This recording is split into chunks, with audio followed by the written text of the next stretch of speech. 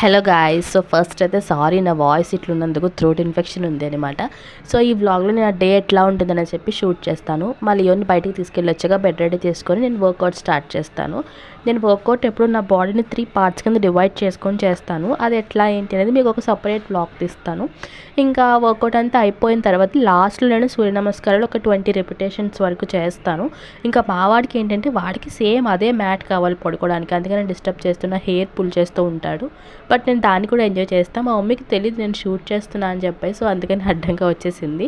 ఇంకా మా వాడైతే వాడుకున్న బొమ్మలని తెచ్చి ఆ మ్యాట్ మీద అడ్డంగా పడుకుంటాడు అనమాట. ఇంకా నేను తర్వాత ఫేస్ ఎక్సర్సైజ్ అండ్ మెడిటేషన్ చేస్తాను. హెయిర్ మసాజ్ అయితే కంపల్సరీ చేస్తాను. ఇంకా రెడీ అయిపోయి వర్క్కి వెళ్ళిపోయాను. లంచ్ టైం మా బావ అక్క కూడా నాతో జాయిన్ అయ్యారు. కొంచెం పనుండి మా ఊరు వచ్చారనమాట. ఇంకా మా అక్క అయితే రెస్టారెంట్లో ఫుల్ ఎంజాయ్ చేసింది.